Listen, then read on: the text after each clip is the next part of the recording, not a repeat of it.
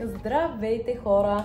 Днес ще говорим за кожата, косата и проблемите, свързани с тях, през които аз преминавам, и се надявам това видео да ви е интересно.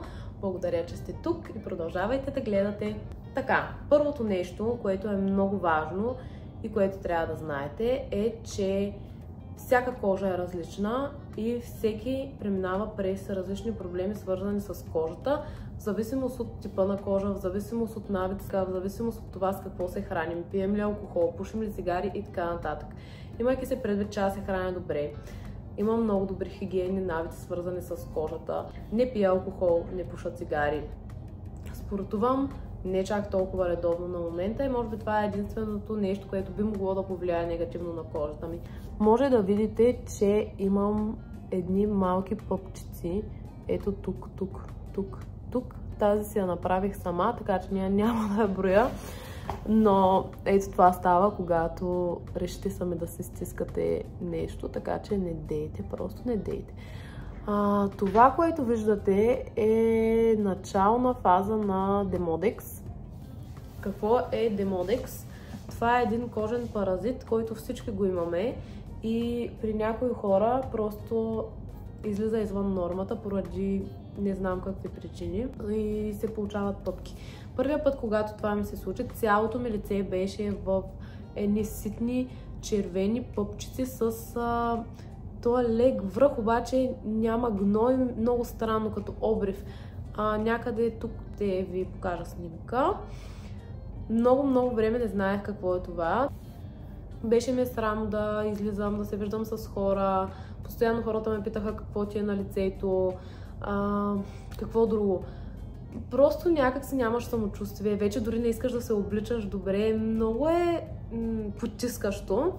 И вече като се прибрах в България и близките ми като ме видяха и казаха: луда ли си, стягай се, взимай се в ръце, почвай да ходиш по доктори. И аз тръгнах, обиколих няколко клиники, докато не стигнах до Легартис в Стара Загора, където всъщност ми помогнаха. Ходя при доктор Ненкова и съм много доволна, тъй като ми обръща много внимание, винаги се отнася много сериозно към оплакванията ми и проблемите, търся в дълбочина проблема. И сега отидох пак при нея. Тя потвърди, че това най-вероятно е Демодекс. Изписа лечение, което е за Демодекс. Затова ще ви покажа какви изследвания ми даде да си пусна, какви неща ми изписа за лицето, като съобрази това какви продукти аз имам вече в къщи, за да не ми изписва изцяло нови продукти, тъй като това също е много важно. Медицинската козметика е много скъпа и лекарите, които я изписват, по някой път не се съобразяват дали имаш възможност, дали нямаш възможност да си купиш тези неща, не се съобразяват с това какво имаш вкъщи и то може ли да ти свърши работа. Директно ти изписват 100 нови неща и ходи се оправят. Но има и нещо друго. Аз ходих там и преди и ползвам това, което те са ми препоръчали и съответно не съм си сменяла продуктите, те са подходящи за моята кожа и ми ги е изписала тя. Така че това също е много важно да се каже. Просто допълнихме към тях няколко нови продукта, които включваме към лечението на Демодекса, но Демодекс е комбиниран и с акне, тъй като кожата ми е помазана и акнечна. Така че ще ви покажа какви неща ми изписа доктор Ненкова за лечението, но имайте предвид, че ако имате подобен проблем, това почти сигурно няма да проработи за вас, защото нещата са много индивидуални и инвестирайте в един преглед. Просто идете на преглед. Да, знам, че при добрите специалисти прегледите са малко по-скъпи. Там моят преглед беше 120 лева, но не експериментирайте, защото това ви е кожата, особено че ви е кожата на лицето. Пускането на изследванията също е един разход, който обаче за мен е съвсем оправдан и необходим, за да се разбере каква е причината за появата, дали има по-дълбока причина за появата на тези пъпки. И тъй като аз имам оплакване, което е свързано с косата, напоследък имам чувство, че ми пада повече коса, когато я мия, и затова ми назначи и терапия, която е за косопад, но също така ми пусна и изследвания, за да видим дали има някаква по-дълбока причина за акнето и за косопада, което също е много важно. И това показва, че лекаря се отнася сериозно към вашия проблем и към симптомите, а не само да изпише нещо, колкото да пробва и да види дали ще стане, или да ви препоръча някоя процедура. Слушайте, или да ви препоръча някоя процедура, която не е сигурно дали ще реши проблема, но пък ще ви вземе парите, защото и това ми се е случвало на друго място.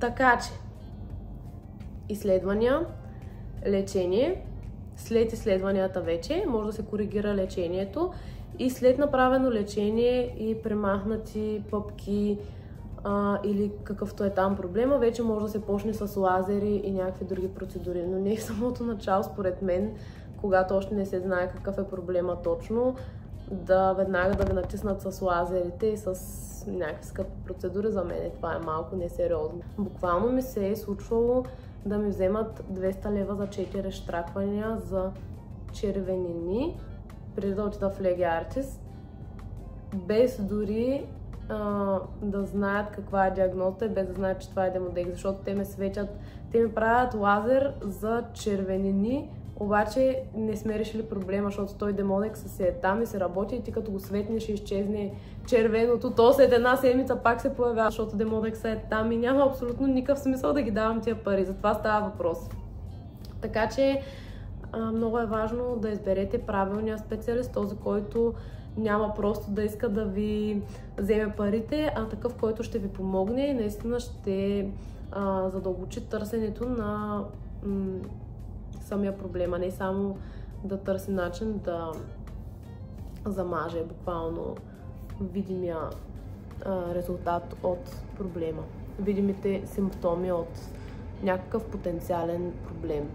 Всички мазила, които ми изписаха, съм си ги поръчала онлайн, защото тук в Димитровград много често се случва, като ида в аптеката, особено за медицинска козметика, да няма едно, второ, трето. Затова реших, че няма да обикалям аптеките, ще си поръчам всичко онлайн. Поръчах си ги нещата, като пристигнат ще ви ги покажа и ще ви кажа как и какво мажа сутрин, вечер и така. Така че ще ви държа в течение, ще видите как се развиват нещата. Доктор Ненкова каза, че до 2 месеца нещата трябва да са значително подобрени и тогава ще се видим пак. В този период ще снимам, ще ви показвам и се надявам, че това също ще е интересно за вас и за тези, които имат подобен проблем, за да видите, че може и че е възможно, защото аз съм уверена, че пак ще се справим с този проблем. Веднъж съм го минавала и знам, че съм в добри ръце. За това и започна да снимам това видео, за да ви покажа колко е важно да изберете правилния специалист и да следвате стриктно нещата, които ви казва и които ви изписва. И нали, също така е много важно навиците и начина ви на живота. Диета, без пушене, без алкохол, добър сън, което е супер важно, и спорт. Това са 5 основни неща, които оказват много голямо влияние върху кожата. И аз имам направена лекция специално за съня, която е много интересна и в която обяснявам как съня въздейства върху цялото тяло, не само върху кожата. И какво да ви кажа, вие знаете, щом гледате това видео, значи 100% сте гледали и други видеа, в които ви казват колко е важна храната за кожата, колко е важно да не се пуши, да не пиете алкохол, да не прекалявате, защото сега, нали, от време на време по една чашка вино или нещо може, нали, няма проблем, но да не се прекалява. И знаете, вероятно, че навиците ни са много важни за начина, по който се чувстваме, за начина, по който изглеждаме и за целия ни перформанс като цяло. Така че продължавайте да гледате и се надявам това видео да ви мотивира да взимате правилните решения и да правите крачки към излекуването на кожа или на някакъв друг проблем, какъвто имате, да не се предавате, защото аз се бях предала и съм благодарна на себе си и на близките ми, че така ме надъхха да отида да пробвам още веднъж на дерматолог, защото се бях отказала вече. И тогава, нали, си отидох при Legi Artis, те ми помогнаха и така. Не може да очакваме добри резултати, ако не полагаме добра грижа за себе си, така че продължавайте да гледате. Ако имате въпрос, може да пишете в коментарите или в социалните мрежи, които ще оставя в описанието на това видео. Здравейте, хора! Как да ви обясня какво се случи? ходих да ме вземат кръв за изследванията за лицето, за които ви споменах по-рано. И за първи път ми се случва да припадна, докато ме вземат кръв. Даже Христо ми каза сутринта, вземи си една кола или нещо, някакъв шоколад, нали, за да си хапнеш после и да си пинеш. Викам, как ще пия кола и ще ям шоколад, преди да съм закусвала даже. И така седнах и момичето ми взима кръв, обаче не тече през тази игла и не излиза кръвта, не се пълни това нещо там, как се казва. И не тече тази кръв, пък иглата забита вътре и аз като се притесних, видях по едно време, че тръгна. Тя трябваше да напълни 3 шишенца. Второто пак не тръгва. Пак и аз вече като се притесних и като ми стана лошо и тя, нали, момичето ми вика, добре ли си? И аз съответно и казах, че не съм добре. И после нещо се спомням, че все едно бях заспала и сънувах. И да. И се събудиха и така бяха всички над мен. И не знам просто. Това са резултатите, като искам да обърнем внимание на две неща. Инсулина на гладно, който е 13,5 при оптимална стойност под 10. Това е едното нещо. И другото нещо, особено за косопада, е витамин D, който е 46,7 при стойности от 80 до 250. За да намаля стойностите на инсулина, към всяко солено хранене добавям зеленчука, към всяко сладко плод. И зачестих тренировките също така. Започнах да приемам и витамин D. Това са изследвания след около 3-4 месеца и вече може да видите, че инсулинът е много по-нисък. Витамин D обаче не се вдига толкова лесно, тъй като там си има някои специфики при приема и първо се запълват липсите, след това се отчита в кръвта. Дойде време да ви покажа и изписаните ми медикаменти за терапията, която е за коса и за акне. Това е някакъв подарък от аптеката, който дойде с пратката. Това също е подарък. Тези Анакапс капсули се пият през устата и всъщност са за косата, като към тях има един шампуан и един серум. Взех шампуан с серум. По принцип доктор Ненкова ми изписа само серум, но взех шампуана, тъй като бяха комплект. Това е много добър продукт, който много ми помогна.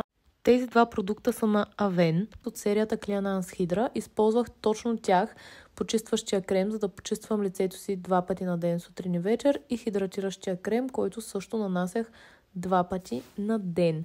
Използвам ги и през останалото време и сега включително, като те са ми поддържащи продукти.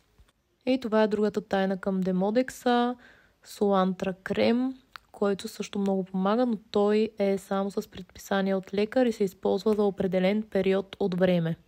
И само след 2 месеца може да видите, че има много голяма промяна в кожата на лицето ми. Тук вече даже съм си направила микроблейдинг на веждите. Ето на тази снимка не съм, но се вижда, че вече няма пъпки и кожата е доста добре.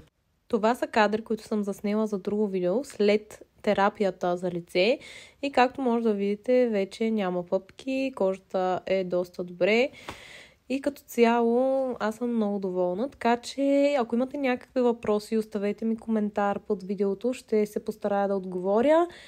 И това е. Благодаря, че гледахте, благодаря, че бяхте и в този влог. Не забравяйте да ме последвате, да харесате видеото, ако ви е било интересно, и до следващия път. Чао!